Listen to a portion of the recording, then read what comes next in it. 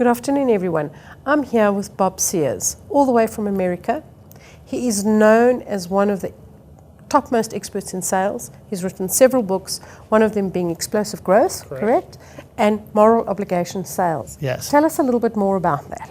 Well, moral obligation sales is I believe you should sell people in your best interest.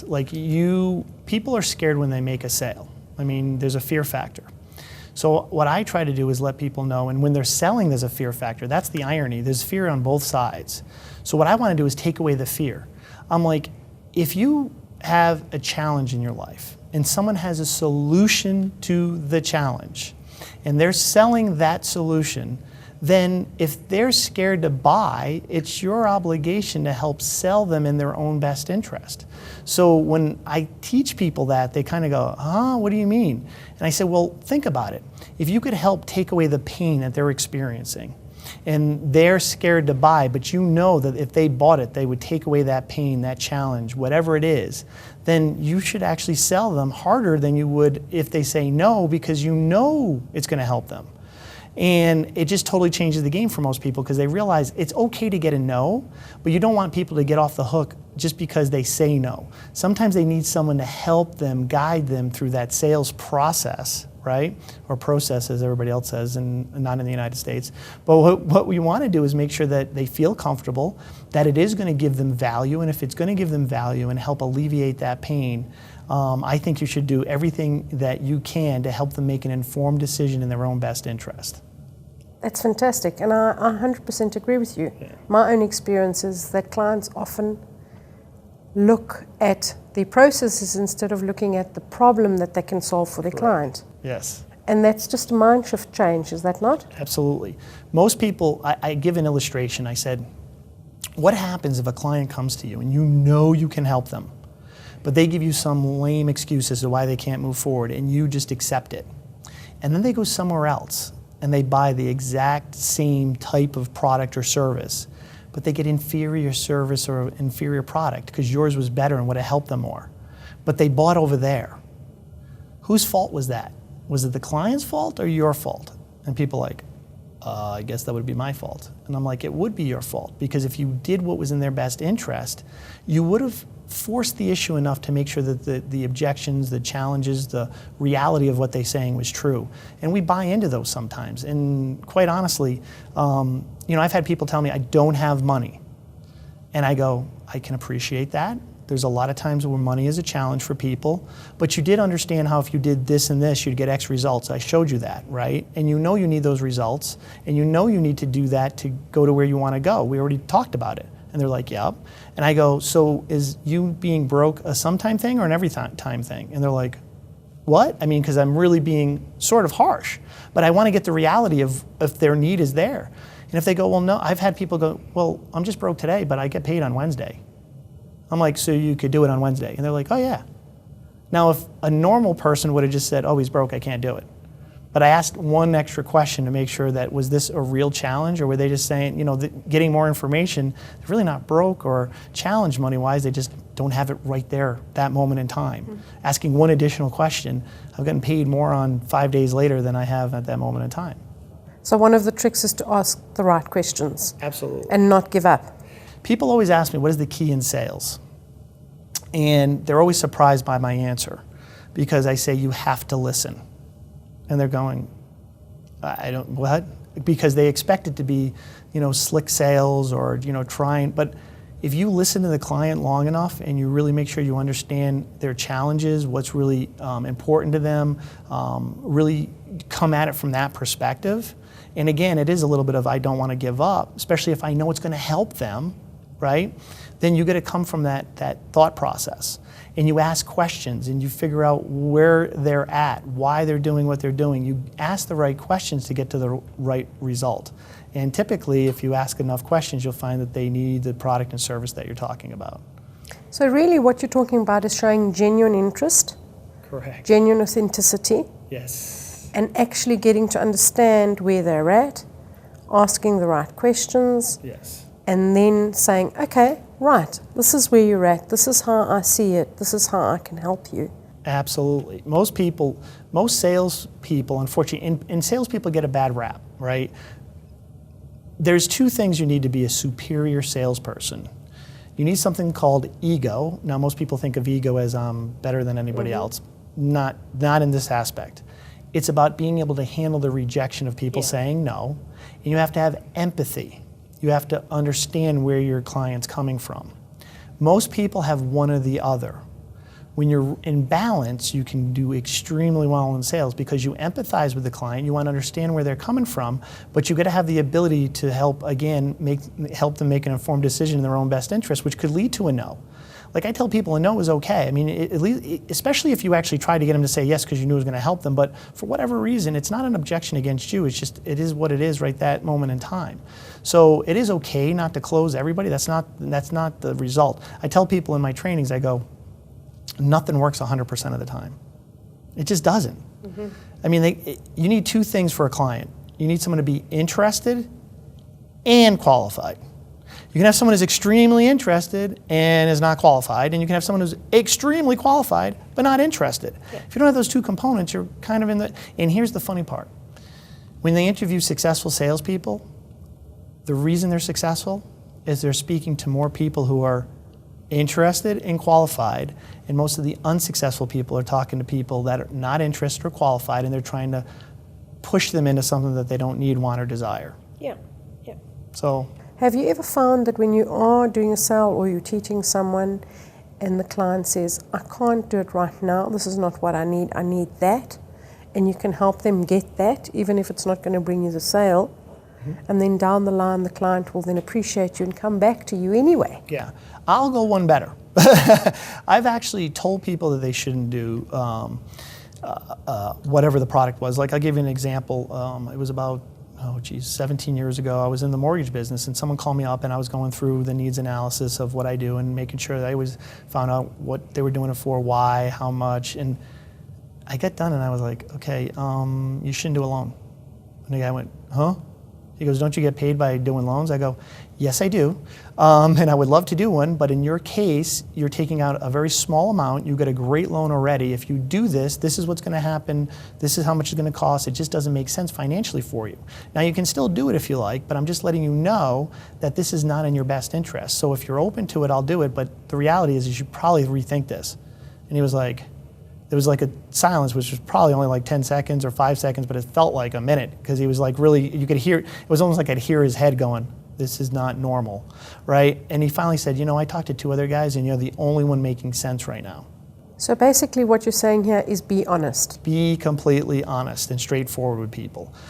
The reason I chose to tell him that was because in reality it was not in his best interest. And if he had done the loan, it really wouldn't have suited what he wanted to accomplish, and it was going to probably be more detrimental. You always got to think, am I hurting the client or helping the client? Hurting the client or helping the client? And what happened was he sent me referrals because he knew I was totally upfront with people and was going to tell you how it is, not what they wanted to hear. Okay, so in the long run, it's really about building a relationship. If you're wanting to have a client for 10 years, treat them good, be honest, be authentic, care, give them an excellent product at a good price, and build a relationship. Right. People miss this component. There's a couple of things. One, you're doing a business with another human. This seems to be a gap in the sales process. Like, they're thinking commission and not thinking, how am I helping or hurting this client? So that's the first part. The second part is they don't realize what the true value is of a client, not just the relationship, but I'll give you an example. A lot of people base their information on the one-time purchase. So let's say I do business with you, and let's say it's a $5,000 purchase when you purchase. But let's say over the lifetime of you working with me, you buy 10 times. So if I blow it on the first one, I didn't blow 5,000 times because the lifetime value is way higher. But guess what people do? They focus on the one-time transaction. So that totally changes the game. When you actually come from a place of caring about the client, creating value, doing the things you're supposed to do, it totally changes everything. Absolutely. And in the digital age, it becomes even more difficult. Because now I have to connect through another medium. But you still have to care. You still have to care, you still have to connect. Because just like I said, there's still another human being on the other side of the computer. And that's another thing. What happens is in this, let me say it this way. We're more connected now than we ever have been throughout history. Yeah. And yet, we don't know how to communicate with actual people and human beings. So what's happened is we have a diminished way of communicating, and we use the mediums as a shield, where we still should be engaging people and realizing there's still another human on the other end, and I need to talk to them like another human, and I need to care, and I need to value. That barrier through the medium either helps people be stronger in a way that's probably not the way it's benefiting. You know, they can be more angry, because there's no attention and caring on the other end, right? Because that computer gets in the way or the screen gets in the way, and they're not talking to the actual person. But if you're going to be selling them and interacting with them, you got to realize that that's another human being on the other side. Great. I mean, that's really what it's all about. Absolutely. So, to close more deals Mm-hmm. and actually make a difference, you need to care. You absolutely need to care. And I don't care if it's online, offline. One of the things that, because of the mediums and all the communication we have, is that people are ignoring each other now. They're not even interacting with people. It'll be on I've seen people on a date at a table, having a romantic evening, and they're both on their cell phones, texting. And I'm like, I hope they're texting each other. So, I mean, the reality is that this is a tool. Online is a tool, just like there are tons of other mediums and tools. Social media is a tool.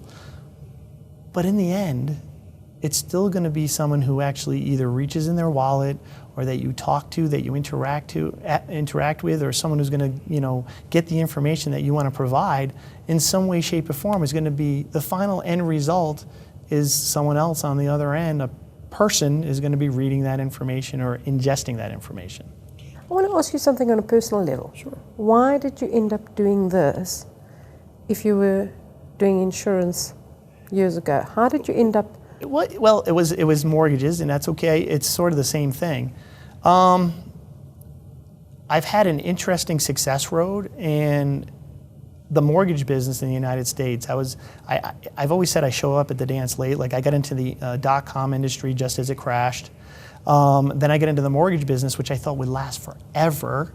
And a lot of people don't know, but in the United States, we had a tremendous crash. Yeah. So I was one of the top producers in that industry, and it literally went away almost overnight. For that type of business, I actually had business 6 months into it, and friends were coming to me going, how are you still working? I haven't had a deal in like 6 months.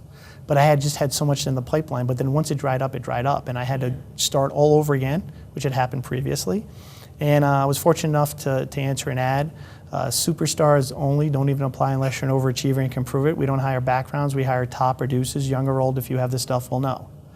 And it was Chet Holmes, Tony Robbins for Business Breakthroughs International, and I answered the ad and became one of their top salespeople. And then I started training and doing, and just my career took off from there. And I've taken what I've learned there, and I've just expounded upon it. And I've met gurus all over the world, and I get to speak all over the world, and I get to help companies and businesses and people all over the world. And from all of this experience, because it's invaluable. I mean, it's one chance opportunity in life. Absolutely. What would you tell people out there, if you, as a going away present? Most people spend their whole lives with ideas, concepts, things they want to do, buried deep, deep, deep, deep down inside them. They don't move, they don't take action. My father never had so many business ideas and never started a one. And I remember thinking, I'll never do that. If I make a decision to do something, I don't care if I fail miserably, I'm going to try. And I don't even like that word because it really should be do, but the worst case scenario, if you try and fail, you probably are going to get more education in that failure than I've learned so much from a lot of failure, but it's also compounded the success. Yeah. So what I would say is don't be scared. Take action. If they take action, whether it's the wrong action or the right action, they're going to learn something from that, and they're going to get to the next place in their lives. Most people succeed tremendously after their biggest failure, but most people will never take the chance to take and get that failure under their belt. Because of fear. Fear, whatever. I mean, fear is false evidence appearing real, right? And people don't understand that. It's sort of like when I tell people, I say, you know, when you get an objection, you know, I use the go away and die as the worst objection you could ever get. Because most people are fearful that they're going to get that objection, but that's never ever happened probably to any salesperson I've ever met. So I created the worst one, knowing that it'll never ever happen.